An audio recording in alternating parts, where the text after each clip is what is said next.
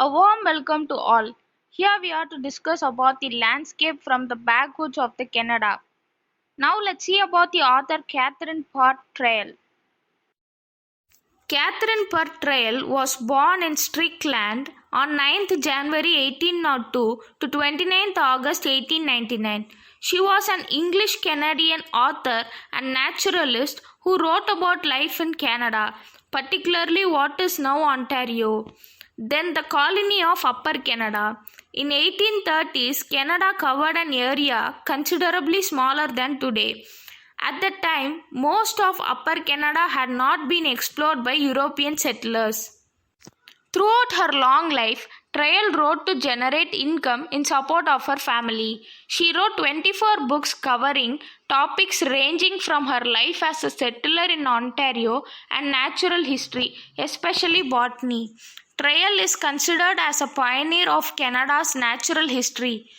Through her writing, she related the colonial experience and described the natural environment of Upper Canada for English readers. Traill is considered as an amateur botanist because at that time it is not possible for a woman to hold professional or paid position. In 1912, Carrie Derrick became Canada's first woman science professor in botany and genetics at McGill University. Catherine was an English Canadian nature writer who, in richly detailed description of frontier life, was one of the first to praise the beauties of Canadian landscape. On 8 September 2003, to commemorate the 50th anniversary of National Library of Canada, Canada Post released a special commemorative series, The Writers of Canada. Traill and her sister Susanna Moodie were featured on one of the English Canadian stamps. Traill was first of her siblings to commence writing. In 1832, she married Lieutenant Thomas Traill, a retired officer of the Napoleonic Wars. Soon after their marriage, they left for Upper Canada, settling near Peterborough, where her brother Samuel was a surveyor. She described her new life in letters and journals, which she later collected into The Backwoods of Canada, which continues to be read as an important source of information about early Canada. She described everyday life in the community, the relationship between Canadians, Americans, and Indigenous people, the climate, the local flora and fauna.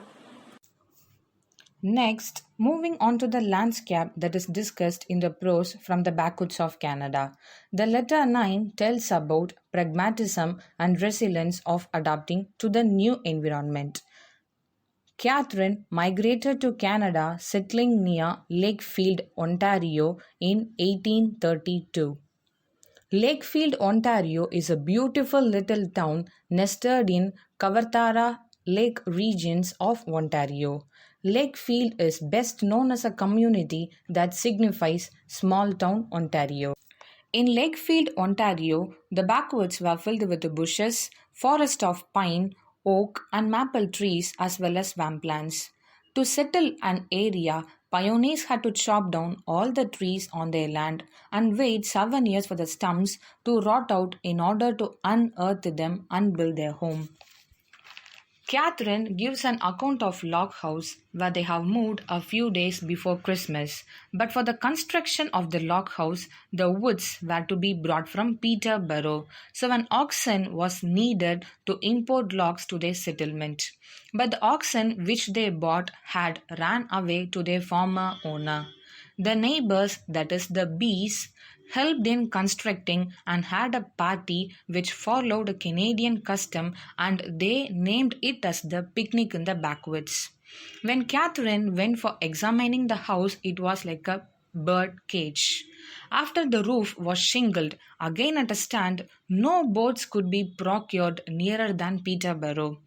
Going to Peterborough is a long day's journey through horrible roads.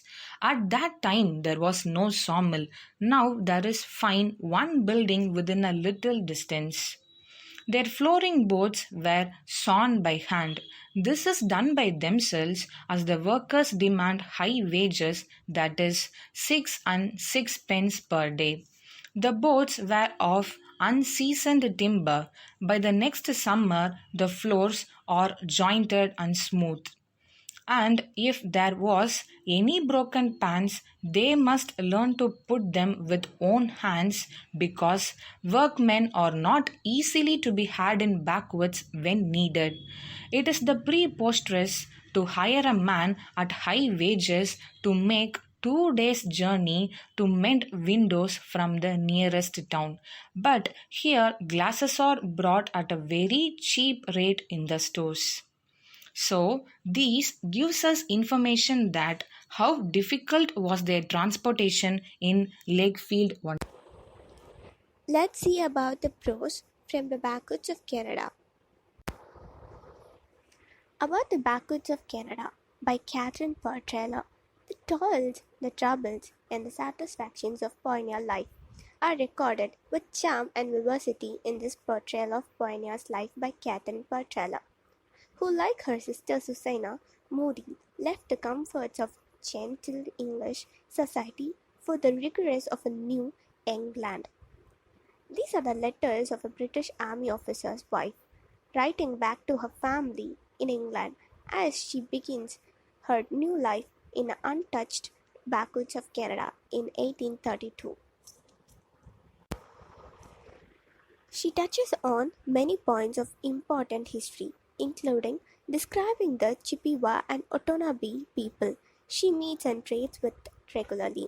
She talks about the issues unique to being the first family to settle in an area, and her bravery and love of learning about her new home are obvious. Catherine Per Stickyland was an experienced writer whose first work was published in 1818. Her writing helped to support herself and her family financially after her father's death. Whether describing natives, Americans, wildlife, natural scenery, illnessness, or Canadian customs, or providing recipes for soft soups, candles, vinegars, or pickles, Trail's letter brim with vigor and with her evident pleasure at discovering the nature of her adopted homeland. Trail's Backwoods of Canada, 1836, presents a more favorable pictures of New World. The Backwoods of Canada, it's been a big book, thus it's been separated as letters, and the letter prescribed for us is letter 9. Islet is a very small island. Most definitions are not precise, but some suggest that an islet has a little or no vegetation and cannot support human habitation. They may be of rock, sand, and of water bodies. Catherine Partrell mentions about islets in her Backwoods of Canada. There is a pretty wooded islet on our lake that is called the Strawberry Island. Another Raspberry Island which contains a variety of fruits like wild grapes, raspberries, strawberries, black and red currants, and wild gooseberries. One fine afternoon, Catherine decided to walk with her husband on the ice. After walking half a mile, Catherine felt very tired, especially when the ice was so transparent that every little pebble or weed on the bottom of the water was visible. The ice was thick, white, and quite opaque. Catherine made another excursion on ice and walked on for 3¼ miles. On return, overtaken by S- with a hand sling which can drag over the snow and ice in greater. Now let's see about flora, that is plants and flowers. Catherine has beautifully described about flora. In letter 9, she mentioned her fascination with local flora. It also reflects the problem of naming species that are unfamiliar to her.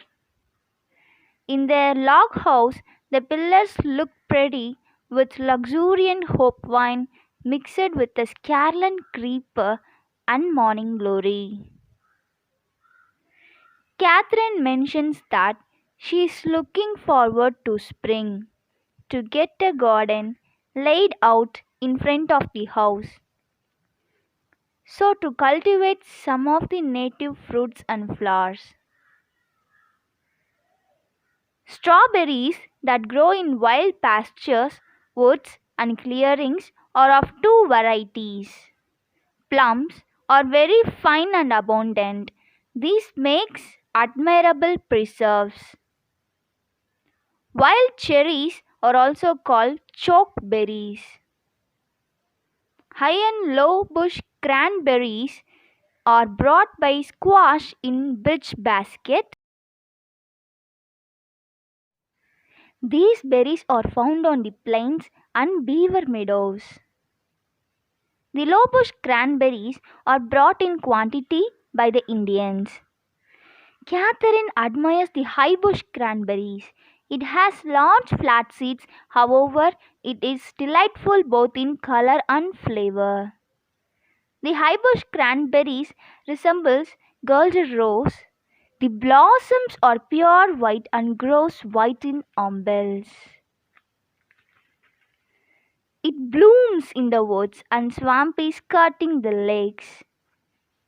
One afternoon in the frozen lake, Catherine admired red berries on the leafless bushes that hung over the margin of the lake. It was highbush cranberries. Then Catherine found a trailing plant that bears white flowers.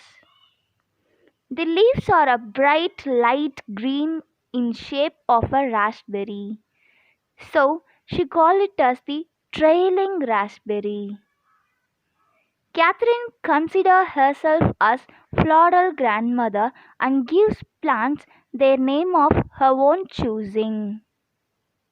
These are the descriptions of landscape from the backwoods of Canada. These convey how the terrain posed difficulty in the construction of the house. That is, the transportation was not easy then in the place which the log house was located, about islets and about the flora of the place.